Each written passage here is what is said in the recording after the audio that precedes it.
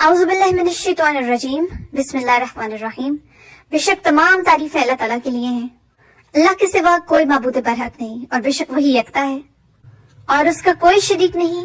और हम ये भी गवाही देते हैं कि हज़रत मोहम्मद सल्लल्लाहु अलैहि वसल्लम ही अल्लाह के और हमारे आखिरी नबी हैं।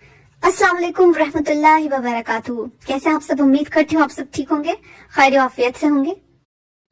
आज की वीडियो सूरह नशरा पे है, आलम नशरा लका सदरक, और इसका अमल ही इस वीडियो में बताया जाएगा। बहुत बेहतरीन अमल है।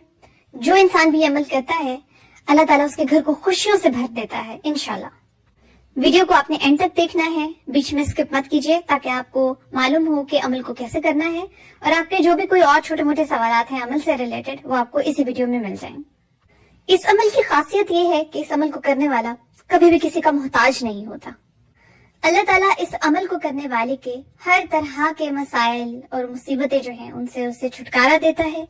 चाहे वो मसाइल आपके अपने जहनी हवाले से क्यों ना हो कि डिप्रेशन है, एंग्जाइटी है, या घर में कोई मसाइल चल रहे हैं, या मालो दौलत से रिलेटेड, रिस्क से रिलेटेड कोई मसाइल चल रहे हैं, रिश्तेदारों से रिलेटेड कोई मसाइल चल रहे हैं, और मर्ज, अगर किसी किस्म का कोई मर्ज है, ठीक है, कोई ऐसी तकलीफ में आप मुब्तला हैं जिससे आपका पीछा नहीं छूट रहा, उसके लिए भी आलम नशरा लका सदरक ये बहुत बेहतरीन अमल है। और इंशाल्लाह इस अमल को करने से आपके शब रोज में, आपके दिन रात में, आपकी जिंदगी में एक सुकून आ जाएगा।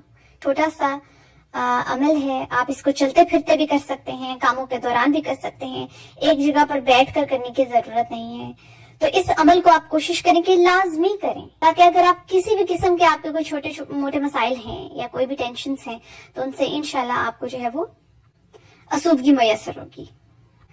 चलिए बात करते हैं कि इसका वजीफा कैसे करना है। यह मुकम्मल तरीका मैं आपको बताऊंगी और आपने बहुत ध्यान से सुनना है।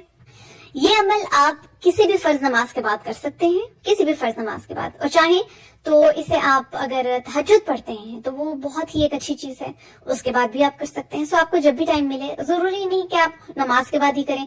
अगर आप नमाज पढ़ चुके हैं और आपको टाइम गुजर चुका है तो अगर आप फारिग हैं आप तब भी ये कर सकते हैं, ठीक है। इसके लिए आपने वुजू करना है, बावुजू होना जरूरी है।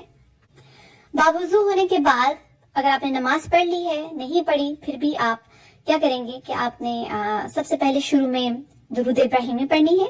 दुरूद इब्राहिमी मैं यहाँ पे क्लियर कर दूं कि वो दरूद है जो हम नमाज में पढ़ते हैं, ठीक है, जो कंप्लीट दरूद, जिसे पूरा दरूद शरीफ कहते हैं हम, ठीक है, वो आपने पढ़ना है। सबसे पहले एक बार आप दरूद शरीफ पढ़ेंगे, उसके बाद आप अपनी जो भी आपके मसला मसाइल है या कोई भी अगर हाजत है तो उसकी आप नियत कर लें, अपने जहन में, अपने दिल में ही कर लें, कोई खास अल्फाज जुबान से अदा करने की जरूरत नहीं है।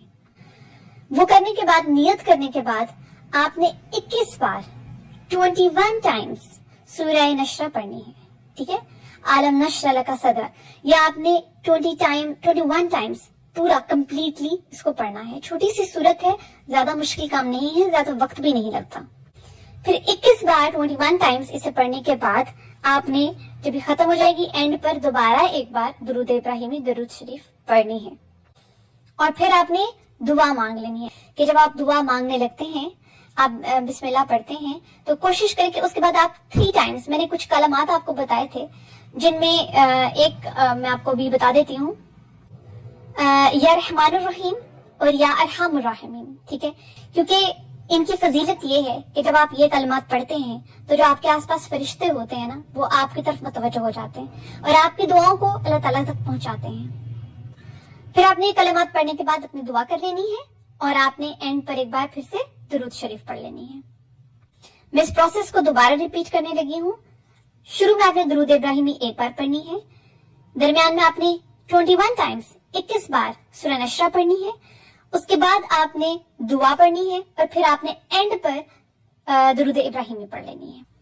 और मैं हमेशा ये कहती हूँ कि कोई भी अमल या वजीफा आप करते हैं तो उसे बहुत ही खुशू खजू के साथ किया करें, बहुत ही ध्यान लगा कर किया करें, यानी आपके अंदर वो तड़प होनी चाहिए उस चीज को हासिल करने की। वजीफा सिर्फ ये नहीं कि अगर आपके पास टाइम है तो आप कहें कि चलो ठीक है मैं ये वजीफा कर लेता हूँ, बस ठीक है वैसे ही कर लेता हूँ। आपके अंदर उस चीज के लिए तड़प नहीं है तो फिर उस वजीफे को करने का, उस अमल को करने का फायदा नहीं होगा। और वज़ाइफ का उस सूरत में भी फायदा नहीं होता अगर आप अपनी फर्ज इबादतें पूरी करने की कोशिश नहीं करते, नमाज नहीं पढ़ते, आपने अल्लाह ताला के साथ अपना एक कनेक्शन, एक ताल्लुक कायम नहीं किया हुआ, آپ دوسروں کی دل آزاری بھی کر رہے ہیں, آپ ہر طرح کا غلط کام بھی کر رہے ہیں, اور پھر آپ چاہیں کہ آپ کے وظائف جو ہیں, عمل جو ہیں, وہ بھی اللہ تعالیٰ قبول کر لیں, اللہ تعالیٰ آپ کی حاجات پوری کر دے, تو یہ بہت مشکل ہو جاتا ہے. ایسا ہوتا نہیں ہے, کیونکہ کسی بھی کام کا دار و مدار انسان کی نیت اور اس کے عمل پر ہوتا ہے. تو اللہ تعالیٰ انسان کی نیت بھی دیکھتے ہیں. اللہ تعالیٰ دیکھتے ہیں کہ انسان کس حد تک جو ہے وہ پازیٹیو طریقے سے کام کر رہا ہے, دنیا میں بھی اور اپنی آخرت کے لیے بھی. تو مجھے امید ہے کہ آپ کو اس چیز کی سمجھ آ گئی ہوگی. بہت اچھا عمل ہے, ضرور کر کے دیکھیے گا. میں ہر کسی کو یہ ریکمینڈ کرتی ہوں کہ آپ نے اسے ضرور کرنا ہے, کیونکہ جو اس کا مطلب ہے نا, مفہوم ہے اس صورت کا, اگر آپ وہ پڑھیں تو اس کے اندر ہی یہ لکھا ہوا ہے کہ اللہ تعالیٰ نے آپ کے اوپر سے وہ بوجھ ہٹا دیا. اگر آپ اس صورت کا مفہوم دیکھیں تو وہیں سے آپ کو پتہ چلے گا کہ اللہ تعالیٰ اس میں فرما رہے ہیں کہ اللہ تعالیٰ نے آپ کے سینوں پر سے وہ بوجھ ہٹا دیا, وہ بوجھ جس نے آپ کی کمر توڑ دی تھی. تو یہاں پہ بوجھ دراصل کیا ہے؟ مصیبتیں ہیں, مسائل ہیں. تو انشاءاللہ اس عمل کے ذریعے اللہ تعالیٰ آپ کے مسائل بھی آپ کے سینوں پر سے ہٹا دے گا. اور بے شک اللہ تعالیٰ نے وعدہ کیا ہے کہ تنگی کے ساتھ آسانی بھی ہے.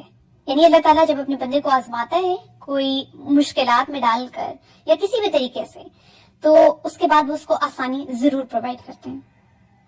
مجھے امید ہے کہ اس ویڈیو کو آپ دوسروں کے ساتھ بھی ضرور شیئر کریں گے. مجھے بھی اپنی دعاؤں میں یاد رکھیے, آپ سب تو میری دعاؤں کا حصہ ہیں ہی. اللہ ہم سب کو اپنی حفظ و امان میں رکھے. جزاک اللہ.